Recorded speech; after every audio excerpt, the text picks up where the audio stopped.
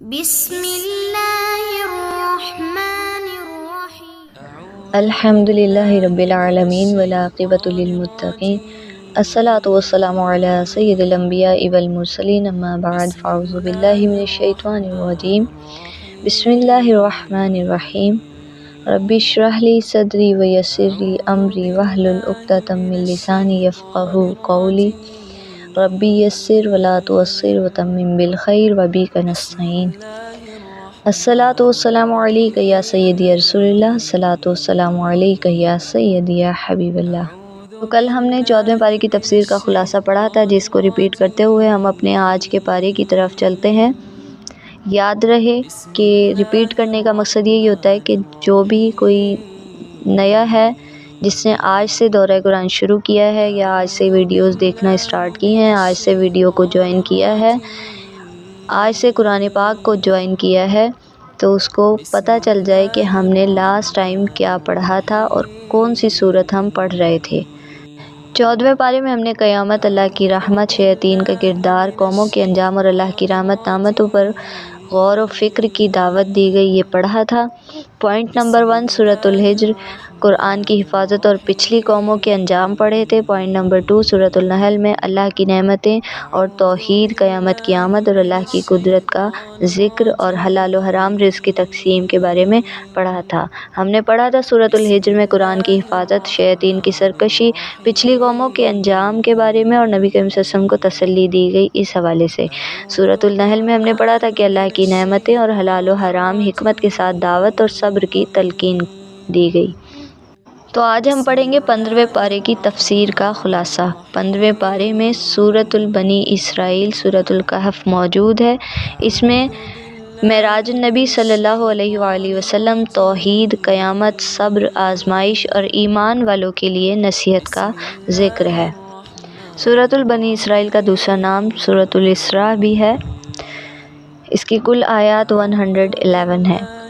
واقعہ معراج، point number 1، آیت number 1 میں نبی کریم صلی اللہ علیہ وآلہ وسلم کے سفر معراج کا ذکر، جس میں اللہ تعالیٰ نے آپ صلی اللہ علیہ وآلہ وسلم کو مسجد الحرام سے مسجد اقصیٰ تک لے جا کر اپنی نشانیاں دکھائیں۔ اسی صورت کی آیت نمبر 2 to 8 میں بنی اسرائیل کی سرکشی کا ذکر کیا گیا کہ بنی اسرائیل پر اللہ کے احسانات اور ان کی نافرمانیوں کا ذکر اور ان پر 2 بار عذاب نازل ہونے کی پیش گوئی بھی کی گئی۔ اسی صورت کی آیات نمبر 9 to 22 میں توحید اور قیامت کی نشانیاں بیان کی گئیں کہ قرآن کو ہدایت اور رحمت قرار دیا گیا، ہر شخص اپنے اعمال کا خود ذمہ دار ہے، والدین کے ساتھ حسن سلوک کی تاکید کی گئی۔ اسی صورت کی آیت نمبر 23 to 39 تک میں اللہ تعالیٰ نے اچھی اور بری صفات کا بیان کیا۔ والدین کے ساتھ حسن سلوک کی تاکید، خدمت کرنا، مسکینوں کی خدمت کرنا، سچ بولنے کی تاکید، زنا، قتل اور ناپ تول میں کمی سے روکا گیا۔ اسی صورت کی آیت نمبر 40 to 60 تک میں شیطان کی گمراہی اور انسان کی کمزوری کا ذکر کیا گیا کہ شیطان کی گمراہی اور انسان کو بہکانے کا ذکر، اللہ تعالیٰ پر بھروسہ رکھنے کی تلقین دی گئی۔ اور اسی صورت کی آخری آیات میں آیت نمبر 61 to 111 تک میں وحی اور نماز کی تاکید کی گئی۔ حضرت آدم علیہ السلام کو سجدہ کرنے سے شیطان کا انکار، قرآن پاک کو اللہ تعالیٰ کی بڑی نعمت قرار دیا گیا اور نماز تہجد کی فضیلت بھی بیان کی گئی۔ پوائنٹ نمبر 2 سورۃ الکہف، سورۃ الکہف کی کل آیات 110 ہے۔ اس سورت کی آیت نمبر 1 to 26 تک میں اللہ تعالیٰ نے اصحاب کہف کا ذکر کیا گیا کہ چند نوجوان نے توحید پر ثابت قدمی کے لیے غار میں پناہ لی، جہاں اللہ نے انہیں 309 ایئرز تک سلائے رکھا۔ ان کی کہانی صبر اور ایمان کی علامت ہے۔ یہ بھی بہت خوبصورت واقعہ ہے، اس کو ہم بعد میں پڑھیں گے۔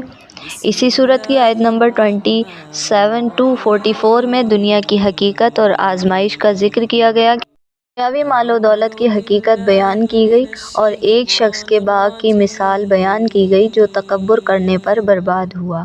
اسی صورت کی آیت نمبر 50 to 53 میں اللہ تعالیٰ نے شیطان کی گمراہی کا ذکر کیا، شیطان کے حضرت آدم علیہ السلام سے حسد اور انسانوں کو بہکانے کا ذکر کیا گیا۔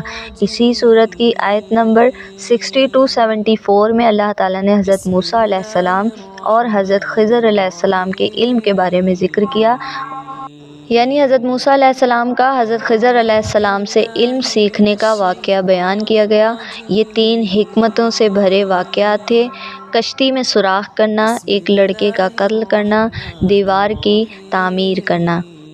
تو ہم نے 15ویں پارے کی تفسیر میں سورۃ بنی اسرائیل یعنی سورۃ الاسراء، معراج شریف کے بارے میں اور بنی اسرائیل کی نافرمانی ہے، توحید اور اچھے اعمال کا ذکر پڑھا، اور اس پارے کے بقیہ حصے میں سورۃ الکہف، اصحاب کہف، دنیا کی حقیقت اور حضرت خضر اور حضرت موسیٰ علیہ السلام کا واقعہ پڑھا۔ تو آخر میں آج ہماری الحمدللہ 15 پاروں کی تفسیر کا خلاصہ مکمل ہو چکا ہے۔